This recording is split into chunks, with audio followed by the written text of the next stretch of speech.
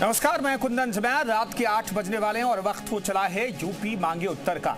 धर्मांतरण को लेकर सरकार सख्त है। कई कड़े कानून योगी सरकार ने बनाए, लेकिन इसके बाद भी धर्म के धंधेबाज अपनी हरकतों से बाज नहीं आ रहे हैं। अभी बलरामपुर के छांगुर का मामला ठंडा भी नहीं पड़ा था कि आगरा का मामला भी आपको याद होगा, लेकिन अब जो है देवरिया से भी एक ऐसी सिंडिकेट की घटना सामने आ रही है। यहां एक मॉल और मार्ट के मालिक पर धर्मांतरण की साजिश का आरोप लगा है। इस रैकेट में सिर्फ मॉल का मालिक उस्मान गनी ही शामिल नहीं बताया जा रहा है, बल्कि उसकी पत्नी और साला भी शामिल बताया जा रहा है, यानी कि पूरा परिवार इसमें लगा था। जीजा साले की बदमाश कंपनी पर टेरर फंडिंग का भी शक है, इसकी भी जांच होगी। यह शक इसलिए है क्योंकि छोटी सी दुकान चलाने वाला उस्मान गनी कुछ सालों में ही मॉल और मार्ट का मालिक बन गया। आखिर यह सब कैसे हुआ?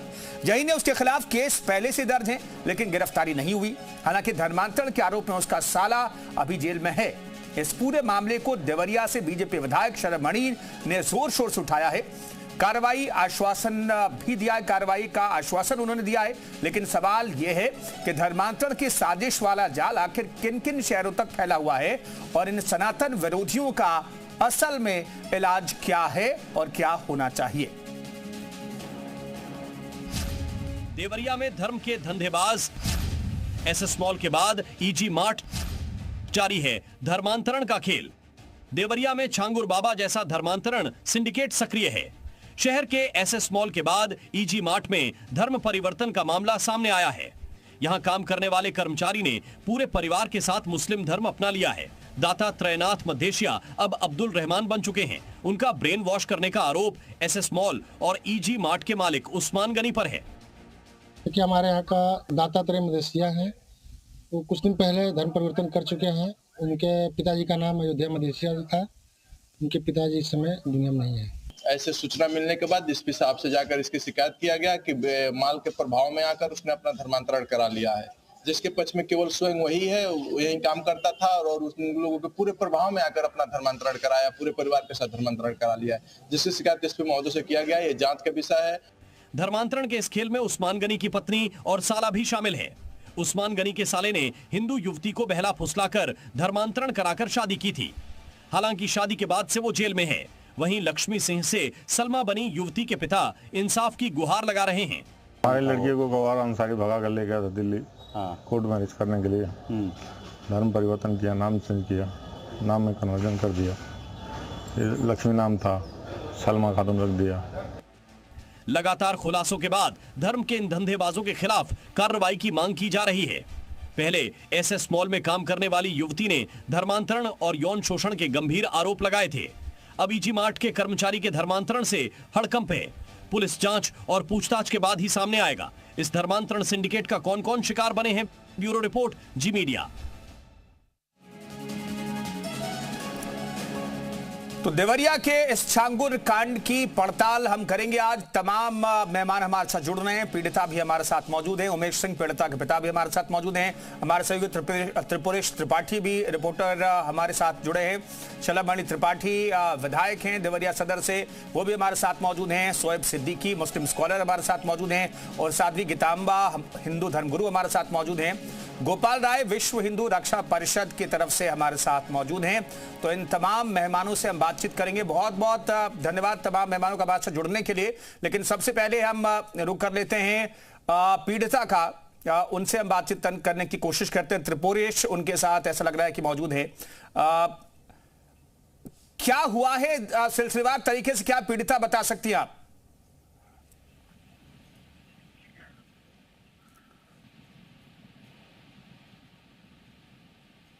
मेरा नाम उमेश सिंह है। मेरी लड़की को फुसला वाला करके दिल्ली लेके गए थे लोग धर्मांतरण कराने के लिए। कोर्ट मैरिज करने के लिए गए थे। वहाँ कोर्ट में लिखा हुआ था, मतलब लक्ष्मी सिंह नाम चेंज करके सलमा रख दिया था। और उसके बाद से फिर ये लोग पकड़ के आए वहाँ से। फिर यहाँ मेडिकल कराने के लिए गए तो वहाँ उसका जीजा, नाम तो याद नहीं है, वो बोला कि जान से मार देंगे, शादी में अगर तुम रुकावट किए तो जान से मार देंगे, तुम्हारे परिवार को खत्म कर देंगे। अगर कुछ भी करना पड़ेगा तो कोर्ट मैरिज तो हम कोर्ट से शादी करवाएंगे कि हाई कोर्ट से या सुप्रीम कोर्ट से कुछ भी होगा तो हम शादी करवा कर आएंगे। आखिर आपकी बेटी इस गैंग में के जाल में कैसे फंस गई, कुछ पता चला अभी तक आपको, और क्या कार्रवाई चाहते हैं आप? नहीं, हमको कुछ पता नहीं चला। ये लोग तो उसको ब्रेन वॉश कर दिए, एकदम ब्रेन वॉश कर दिए। हमारी बात बिल्कुल सुनती ही नहीं, बात करने के लिए तैयार नहीं। इतना ब्रेन वॉश कर दिए उसको कि बात सुनने के लिए तैयार नहीं है वो। हम न्याय चाहते हैं और कुछ नहीं चाहते, न्याय चाहिए। न्याय चाहते पीड़िता उमेश सिंह, उनकी बेटी का धर्मांतरण कराया गया ब्रेन वॉश करके। शलभमणि त्रिपाठी कह रहे हैं कि वो न्याय दिलाएंगे। शलभमणि त्रिपाठी हमारे साथ मौजूद हैं। शलभ जी, किस तरीके से ऐसे पीड़ितों को न्याय दिलाने का प्रयास आप कर रहे हैं? और ये सवाल ये भी है क्योंकि एक के बाद एक कई डिस्ट्रिक्ट सामने आ रहे हैं। अब तो सीएम सिटी के बेहद नजदीक का मामला सामने आ गया। सीएम सिटी यहां से 40 किलोमीटर दूर है।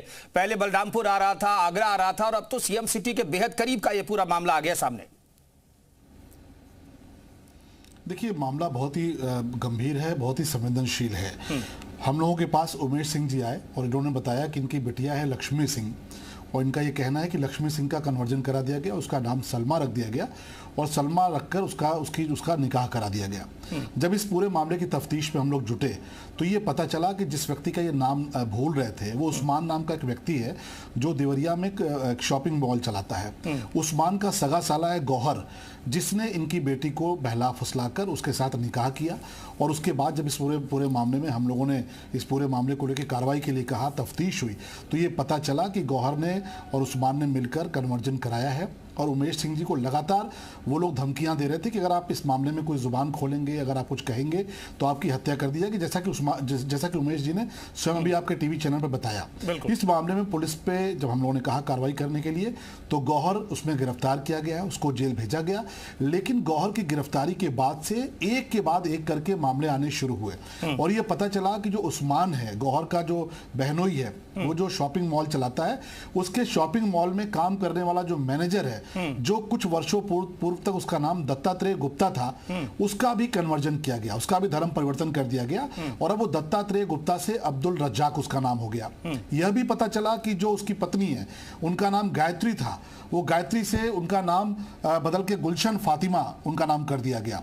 इस प्रकार से एक के बाद एक करके इस तरह के मामले आने शुरू हुए और यह पता चलना शुरू हुआ कि बड़े पैमाने पर एक कन्वर्जन हुआ है।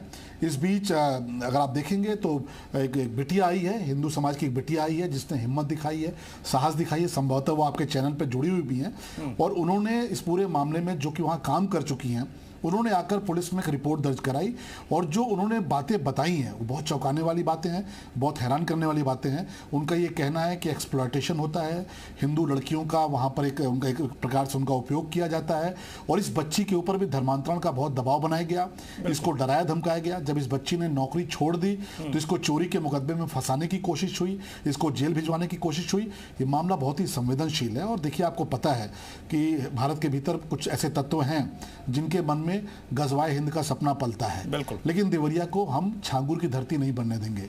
देवरिया छांगुर की धरती नहीं बनेगा, इसमें कार्रवाई होगी। मुकदमे दर्ज हुए हैं, पुलिस पे हम लोगों ने कहा है कि आप कार्रवाई करिए क्योंकि समाज बहुत उद्वेलित है, देवरिया के लोग बहुत उद्वेलित हैं, देवरिया के लोगों के अंदर बहुत नाराजगी है। शलभ जी, ये भी कहा जा रहा है कि कुछ सालों पहले तक ये व्यक्ति जो है वो सिर्फ एक छोटी सी दुकान चलाता था, उसके पास मॉल है, मार्ट है, सैकड़ों कर्मचारी, दर्जनों कर्मचारी काम करते हैं। आखिर इतना तरक्की इस शख्स ने कैसे कर ली? 11 मॉल हैं जो मुझे बताया गया कि कुछ वर्षों पूर्व तक, जो लोगों ने बताया कि कुछ वर्षों पूर्व तक कुछ भी नहीं था। आज 11 मॉल है और 11 मॉल में आप देखेंगे तो इस प्रकार के लोग, जो दत्तात्रेय गुप्ता जो कि बहुत ही गरीब परिवार से आते थे, आज दत्तात्रेय गुप्ता अब्दुल रज्जाक हो चुके हैं। गायत्री देवी जो उनकी पत्नी है, एक गरीब पृष्ठभूमि से आती थी और बहुत ही पूजा पाठ करने वाली धार्मिक महिला रही। उनके बारे में मोहल्ले के लोग बताते हैं कि बहुत अच्छा भजन गाती रही, माँ भगवती का, माँ काली का। आज वो गुलशन फातिमा बन चुकी हैं। खबर ये भी है कि उनके परिवार में और भी लोग कन्वर्ट हुए हैं और भी लोगों के कन्वर्जन की बातें सामने आ रही हैं। तो निश्चित तौर पे फॉरेन फंडिंग है और ये छांगुर जैसा नेटवर्क लगता है कि छांगुर जैसा नेटवर्क है। हम लोगों ने पुलिस को बहुत स्पष्ट शब्दों में कहा है कि हम लोग कानून को मानने वाले लोग हैं, हम कानून का हमेशा सम्मान करते हैं, लेकिन अगर इस प्रकार की घटना हो रही है तो कानून का सम्मान कराना दूसरों को भी सिखाया जाए। नहीं तो हिंदू समाज के लोग, सनातन समाज के लोग बहुत उद्वेलित हैं, बहुत इस घटना से क्षुब्ध हैं। उनको लग रहा है कि कैसे हो रहा है, और स्वयं सरकार ने इस पूरी घटना को बहुत गंभीरता से लिया है। इसमें जवाबदेही तय होगी। कार्रवाई अगर नहीं जल्दी होती है तो पुलिस अधिकारियों की जवाबदेही भी तय होगी। ठीक है, त्रिपुरेश त्रिपाठी भी हमारे साथ मौजूद हैं, हमारे सहयोगी। त्रिपुरेश, बताइए कि शलभ मणि तो कह रहे हैं कि भाई इस पूरे मामले में कार्रवाई होगी और होकर के रहेगी, और ऐसे मामले में सरकार की गंभीरता दिखाई देती भी है। कहां से यह मामला खुला और अभी तक पुलिस की जांच कहां तक पहुंची है और क्या कार्रवाई होने की उम्मीद वहां पर लोग भी कर रहे हैं? आप बता दूं, जो सदर विधायक ने कहा है कि जो थानों का नेटवर्क है तो जनता में फैल रहा है, निश्चित रूप से सदर विधायक से बात सही है। इस मामले का खुलासा तब हुआ जब ईडी मार्ट और एसएस मॉल के मालिक उस्मान पर इस मॉल में काम करने लड़की ने संगीन आरोप लगाए। उसने यौन उत्पीड़न का मामला आरोप लगाया और साथ ही ये भी लगाया कि जो यहाँ व्यापारी आते हैं उनसे लड़कियां परोसी जाती हैं। तमाम गंभीर मामले में लड़के ने आरोप लगाया। लेकिन सबसे बड़ा दुर्भाग्य कहा जाएगा कि इतने गंभीर मामलों के बाद मामले में 5 दिन बाद एफआईआर दर्ज होती है। त्रिपुरेश, लोगों से भी बात कीजिएगा, क्योंकि अब शलभ मणि भी कह रहे हैं कि वहां के लोग बहुत उद्वेलित हैं, तो लोगों से भी पूछिए कि धर्मांतरण का जो पूरा सिंडिकेट चल रहा था उसे लेकर के लोगों का रिएक्शन क्या है? जी बिल्कुल, मेरे साथ तमाम लोग यहाँ मौजूद हैं, उनसे बात करेंगे। अच्छा, ये बताइए जो नेटवर्क चल रहा था यहाँ पे, थानों का नेटवर्क चल रहा है, जब बात इसको क्या कहना आता? ये तो मैं देवरिया का दुर्भाग्य कहूंगा कि इतने बड़े लेवल पर धर्मांतरण जो है का जो मालिक उस्मान गनी, इतने बड़े लेवल का खेल देवरिया में चल रहा है, उसके बावजूद भी उसके ऊपर मुकदमा पंजीकृत है।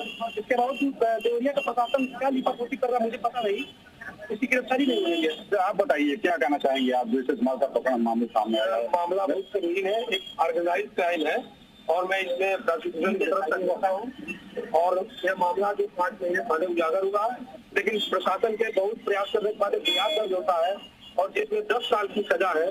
ऐसे मामले में गिरफ्तारी न होना यह जनता में आक्रोश का विषय है और जनता इस समय आक्रोश में है।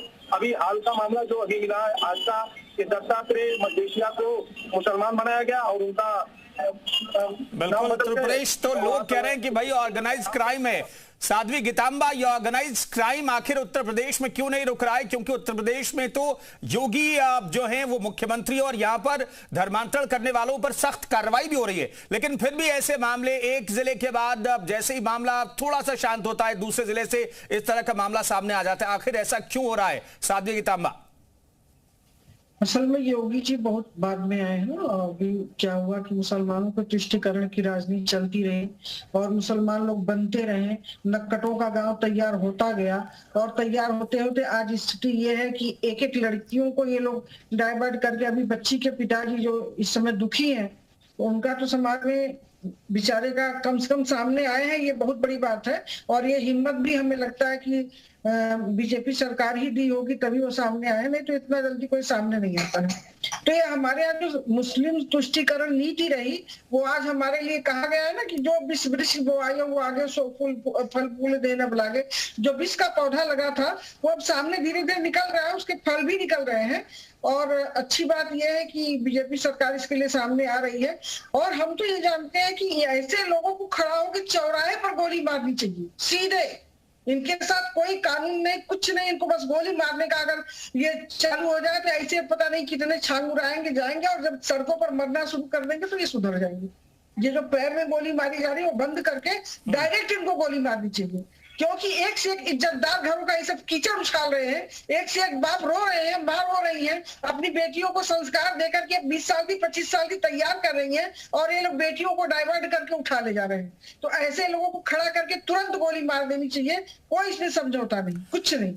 बिल्कुल, तो एक साध्वी का ये गुस्सा है जो टीवी स्क्रीन पर निकल रहा है। हालांकि जी मीडिया उनके इस भावना का समर्थन नहीं करता, हिंसा का समर्थन नहीं करता है, लेकिन एक साध्वी की आप देख रहे हैं एक हिंदू धर्मगुरु को लेकर के उनके अंदर कितना गुस्सा, इस तरह से धर्म परिवर्तन को लेकर के आप अंदाजा लगा सकते हैं। हमारे साथ गोपाल राय भी मौजूद हैं, विश्व हिंदू रक्षा परिषद से आप हैं। गोपाल राय साहब, ये सिंडिकेट को तो आप बहुत बेहतर तरीके से जानते हैं, सिंडिकेट को सामने लाने का आपने काम किया। मैं जानना चाहता हूं ये सिंडिकेट कैसे फलता फूलता है, कैसे वर्क करता है, और इस वाले सिंडिकेट में आपको क्या लग रहा है? देखिए, जब देश के बहुत बड़े पैमाने पर धर्मांतरण का कार्य जमालुद्दीन उर्फ छांगुर ने शुरू किया था तो वो 25 साल पहले से उसने शुरू किया और ये लोगों को ताबीज दे करके, अंगूठी दे करके, और लोग बहुत ज़्यादा उसके पास जाते इसलिए थे कि हमारे पास किसी प्रकार की रोग है या समस्या है। और ये करते करते धर्मांतरण का कार्य इतना तेजी में शुरू कर दिया कि विदेशों से हमने सरकार को और सबको ये भी बताया कि कितनी फंडिंग कहाँ से ला रहा है, कैसे ला रहा है, इसके कितने लोग हैं। और अभी तक जो मेरे पास जो सनातन हेल्पलाइन विश्व हिंदू रक्षा परिषद की जारी हुई है, तब मैं आपको बताऊं कि केरला से लेकर के, तमिलनाडु से लेकर के काफी लोग यहाँ पे आए भी हैं। अभी कर्नाटक की एक बेटी, जो एक व्यापारी की बेटी थी बेंगलोर से, उसको ऐसा जिहादियों ने फंसाया कि फंसाने के साथ साथ 16 लाख रुपया भी वो लेकर चली गई और 2 महीने तक परेशान थी। उसके बाद उसके परिवार वाले आए हमारे यहाँ, हम लोगों ने कर्नाटक के डीजीपी से बात किया और उत्तर प्रदेश में भी हम लोग जब जानकारी हुई मुरादाबाद में वो लड़की वो जिहादी रखा हुआ है, तो निश्चित रूप से हम लोग अपने स्तर से वहाँ के एसएसपी के माध्यम से उस लड़की को भी बरामद कराया और साथ में पैसा भी 16 लाख रुपए वो भी रिटर्न नहीं कराया। और ऐसे देश भर से लोग आ रहे हैं, लेकिन छांगुर जितना बड़ा वर्ग किया था, अगर मैं आपसे बताना चाहूं कि 5000 से ज्यादा लोगों का धर्मांतरण किया था जी। और आज की स्थिति यह है कि बलरामपुर में ही बहुत से ऐसे लोग हैं जो पीड़ित हैं, लेकिन वहां लोकल स्तर पर वो जो उसके गुर्गे हैं वो पैसे से दबा देते हैं और लोग, कुछ लोगों को पैसा दे करके बड़ा सवाल है कि आखिर ये पैसा आता कहां से? ऐसे जो धर्मांतरण सिंडिकेट चलाने वाले लोग हैं उनके पास पैसा आता कहां है, ये बड़ा सवाल है। क्या उस नेक्सस को तोड़ने की जरूरत है?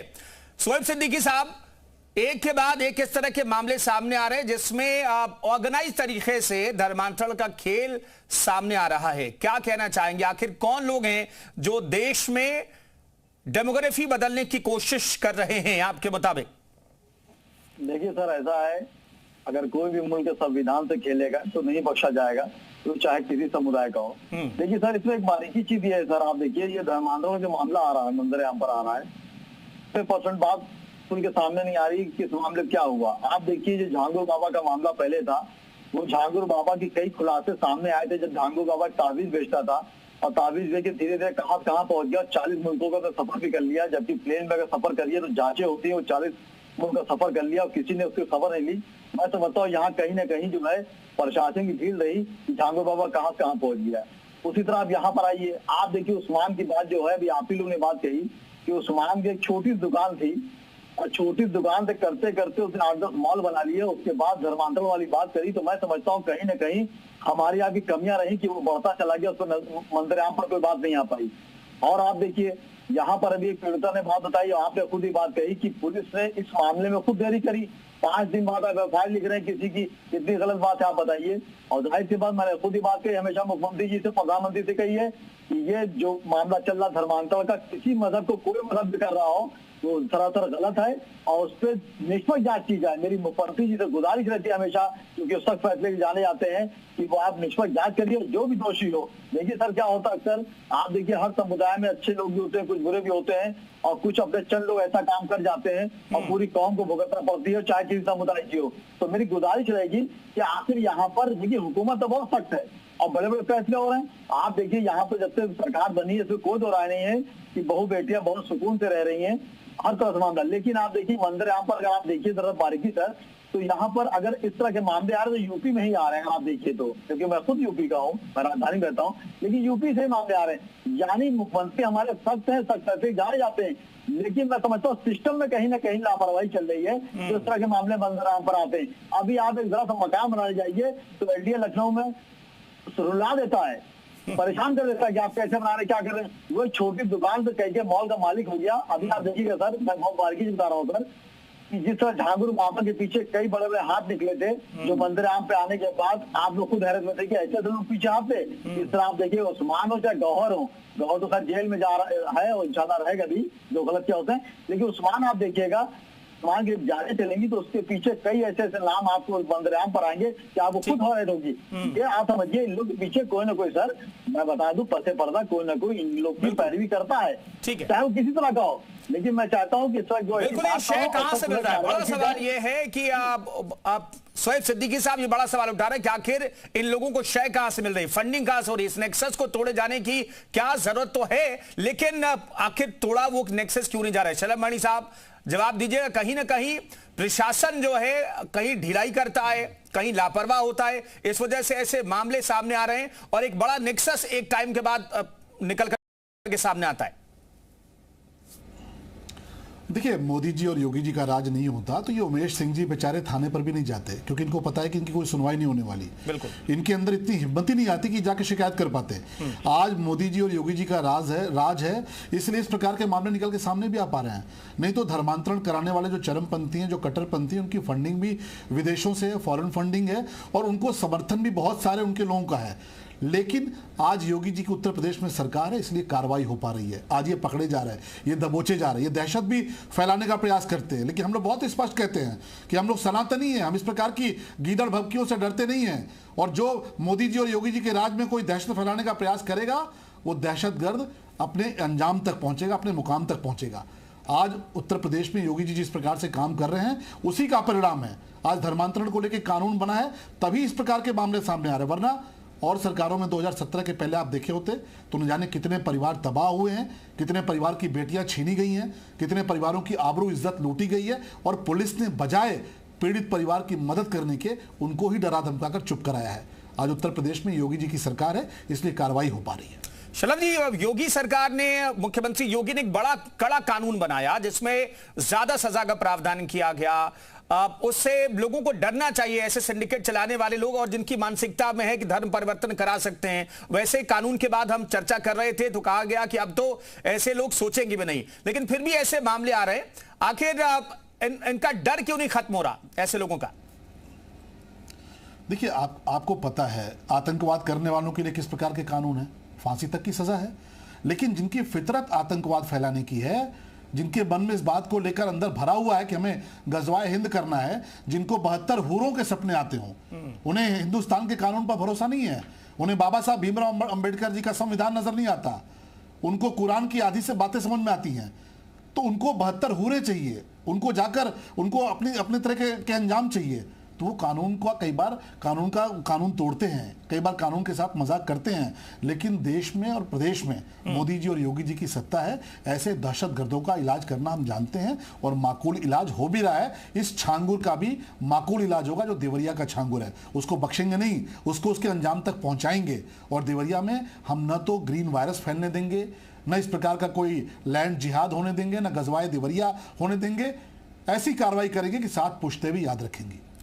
बहुत बहुत धन्यवाद आपका शलभ मणि जी, हमसे बातचीत करने के लिए। तो शलभ मणि त्रिपाठी सदर विधायक ये कह रहे हैं कि ऐसे छांगुर का प्रॉपर इलाज किया जाएगा और बख्शा नहीं जाएगा देवरिया का छांगुर। उमेश जी हमारे साथ मौजूद हैं। उमेश जी, जरा से भी आपको कभी भनक नहीं लगा कि आपकी बेटी का ब्रेन वॉश किया जा रहा है, और पहले आपने किसी से मदद की अपील नहीं की, मदद की कोशिश नहीं की आपने? थोड़ा भी जानकारी नहीं था कि ऐसा होने वाला है। वो तो पकड़ने गए, जब दिल्ली से जब आए तो पता चला कि तो ब्रेन वॉश कर दिया पूरा। गौहर अंसारी दिल्ली लेके गया था कोर्ट मैरिज करने के लिए, तो वहां पकड़ के आया। उसमें उस्मान अंसारी है, उसका पूरा भरपूर उसका सपोर्ट है, सिर्फ मालिक है। और उसमें उसकी औरत भी शामिल है, करम जहाँ उसका नाम है, उसकी औरत भी शामिल है। मतलब पूरे परिवार उसमें शामिल है। क्योंकि हम बात किए थे, जब थाने में पकड़ के आए थे तो परिवार वाले बोले कि नहीं, हम ऐसा नहीं होने देंगे कि भाई आपकी लड़की आपके घर जाएगी, ऐसा होने देंगे, लड़का गलती किया है। लेकिन ये लोग हमारे सामने ऐसा बोल रहे थे, लेकिन पीछे से लोग अपना वाली कर रहे थे,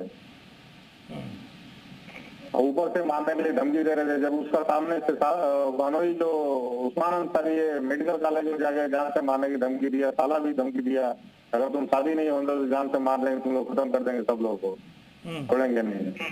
तो प्रशासन के पास आप कब पहुंचे और कब ये शिकायत की आपने कि उन्हें आपको जान से मारने की धमकी ऐसे लोग दे रहे? हाँ सर, जब ये धमकी दिए फिर हम एसपी ऑफिस में जाके कंप्लेन किए और वहाँ FIR किया एसपी ऑफिस में। फिर अपने विधायक माननीय विधायक जी से भी संपर्क किया कि ऐसी बात कर रहे हैं लोग। विधायक जी के संज्ञान में डाल दिए भाई ऐसे लोग कर रहे हैं। फिर वहां सरकार जी के फिर आगे दिया वहां पे। ठीक है साध्वी गीतांबा, ऐसे लोगों का इलाज तो कानूनन है और आप अपने तरीके से इलाज करने की बात करिए, लेकिन आखिर ऐसे लोगों में डर क्यों नहीं घर कर रहा है? क्योंकि सख्त कानून है उत्तर प्रदेश में, और उत्तर प्रदेश में यह भी ऐसे छांगुरों को पता है कि अगर जरा सी भनक लगी और पकड़े गए तो फिर उनका हश्र क्या होगा, उन्हें पता है। फिर भी ऐसे लोग डरते क्यों नहीं है? नहीं डरेंगे, आएंगे अपनी औकात में, इनको डरना ही है। लेकिन रह गई बात ये कि जो इन्होंने पौधा लगा लिया है और बड़ा सारा पौधा लगाया है, अब ये सोच रहे हैं कि हम सुरक्षित हैं, लेकिन इन्हीं के माध्यम से और लोग निकलेंगे। जैसे ठाकुर के माध्यम से इतने लोग निकले, वैसे इनके भी माध्यम से बहुत से लोग निकलेंगे और सबकी दवा होगी भी होगी। लेकिन क्या होता है कि दवा होने में देर होती है और घबराहट होता है कि इतना गलत काम ये लोग करते हैं और सुरक्षित बैठे हुए हैं। तो ये लगता है कि जल्दी से जल्दी इसके लिए कोई ऐसा कानून बने कि इनको जल्दी से जल्दी सजा हो और इनकी सजा से और लोग कांपना शुरू करें। क्योंकि जिस तरह से एक बाप इतने उम्मीद से अपनी बेटी को पाल करके बड़ा करता है, ये सब पता नहीं कहां से आते हैं कुजातिया और ले जाकर के बच्चों को बर्बाद कर देते हैं, उनका माइंड वाश कर देते हैं और इतना नाना प्रकार के दुष्प्रचार ये करते हैं कि इससे लड़कियों का माइंड भी बदल जाता है। ऐसा गंदा गंदा ये लोग प्रचार करते हैं, छू दिए तो कैंसर ठीक हो गया, बोल दिए तो उनका टीबी ठीक हो गया, उन्होंने छू दिया तो उनका किडनी सही हो गया। ठीक है साध्वी गीतांबा, मैं रोक रहा हूं और तमाम मेहमानों को बहुत बहुत धन्यवाद इस चर्चा में शरीक होने के लिए। तो बलरामपुर और आगरा के बाद अब देवरिया से छांगुर गैंग का मामला नेक्सस सामने आया है और इस पूरे मामले में जांच पड़ताल की जा रही है और देवरिया के छांगुर को बख्शा नहीं जाएगा, ये तमाम लोग उम्मीद कर रहे हैं। फिलहाल इस खास पेशकश में इतना ही, रुकेंगे एक छोटे ब्रेक के लिए। आप बने रहिए सी उत्तर प्रदेश उत्तराखंड के साथ।